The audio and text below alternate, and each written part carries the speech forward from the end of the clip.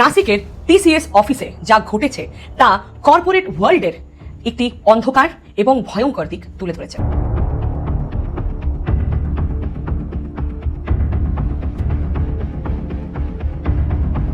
দু থেকে 2026 পর্যন্ত চলা এই দীর্ঘ মানসিক এবং ধর্মীয় হেনস্থা প্রমাণ করে দেয় যে দ্য কেরালা স্টোরির মতো একটি সিনেমা শুধুমাত্র সিনেমা নয়, খুবই রূঢ় বাস্তব। ঘটনায় অভিযুক্ত 7 জন মুসলিম টিম লিডার থেকে শুরু করে HR অভিযুক্ত হয়েছেন।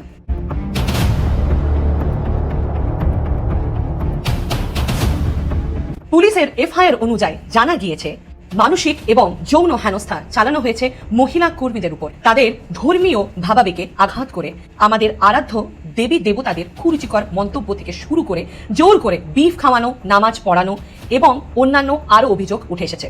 7 জন মহিলা কনস্টেবল যখন এমপ্লয়িজ সেজে এই TCS এ যোগ দেন তখন দেখা যায় যে এটি আগের থেকে একটি অর্গানাইজড র্যাকেট ছিল। তারা শিবলিঙ্গ এবং শ্রীকৃষ্ণকে নিয়ে অত্যন্ত কুরুচিকর মন্তব্য এবং অশ্লীল ব্যাখ্যা করে হিন্দুদের মনে তাদের নিজেদের ধর্ম নিয়েই ধর্মের প্রতি হীনমন্যতা তৈরি করার চেষ্টা করত। কবিগুরু রবীন্দ্রনাথ ঠাকুর বলেছেন, ধর্মের বেশে মোহচারে এসে ধরে, অন্ধ সেজন মারে আর শুধুই মরে। আমরা অনেকেই দ্য কেরালা স্টোরির মতন সিনেমাগুলি প্রপাগান্ডা ফিল্ম বলে উড়িয়ে দিলেও নাসিকের মতো এই ঘটনাগুলি আমাদেরকে মনে করিয়ে দেয় বাস্তবটা কতটা ভয়াবহ। কেন আমরা লড়তে পারি না? আসলে আমাদের মূল ভুল কোথায় জানেন? আমরা নিজেদের ধর্ম শাস্ত্র কিছুই পড়ি না। যারা শিবলিঙ্গ নিয়ে কুৎসা রটায় তাদের উদ্দেশ্যে বলে রাখি, শিবলিঙ্গ শুধু প্রতীক নয়, এটি ডিভাইন মাস্কুলিনিটি এবং ডিভাইন ফেমিনিটি অর্থাৎ শিব ও শক্তির প্রতীক। শিবলিঙ্গের পুজো করা মানে হলো শক্তির এবং সৃষ্টির পুজো করা। এবার আসে এই ঘটনার সাইকোলজিক্যাল অ্যানালাইসিসের উপর। সাইকোলজির ভাষায় একে বলা হয় গ্যাসলাইটিং বা কগনিটিভ ডিসঅনেন্স। যখন কোনো অপরাধী ভিকটিমকে বারবার এটা মনে করায় যে তার বিশ্বাসগুলি বোধহয় ভুল, তখন ভিকটিমটি মানসিকভাবে ভেঙে পড়ে, যেটি TCS এর বা নাসিকের ঘটনায় হয়েছে।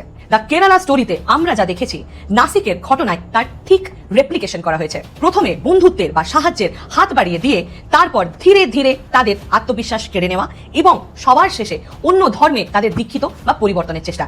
আমরা সব ধর্ম সমান বলি ঠিকই, কিন্তু মানি কজন? সব ধর্মের মানুষের উচিত তাদের নিজের শেকড়ের সাথে যুক্ত থাকা। ধর্মগ্রন্থ পড়ুন এবং সন্তানদের সঠিক জ্ঞান দিন। আপনিও বা আপনারা যদি কর্পোরেটে এরকম কিছু ফেস করে থাকেন তাহলে চুপ থাকবেন না, তার বিরুদ্ধে প্রতিবাদ করুন। মনে রাখবেন, one should not sit on the table where they are not valued। নাসিকের এই ঘটনাটি আমাদের জন্য একটি খুবই গুরুত্বপূর্ণ এবং বড় সতর্কবার্তা। যেখানে বাঘের ভয় সেখানেই সন্ধে হয়, তাই সচেতনতা এবং জ্ঞান কিন্তু আমাদের সবচেয়ে বড় অস্ত্র। ভিডিওটি কেমন লাগলো জানাতে ভুলবেন না। আমি শ্রুতি, সাইকোলজিক্যাল পার্সপেক্টিভস এর জন্য ফলো করুন।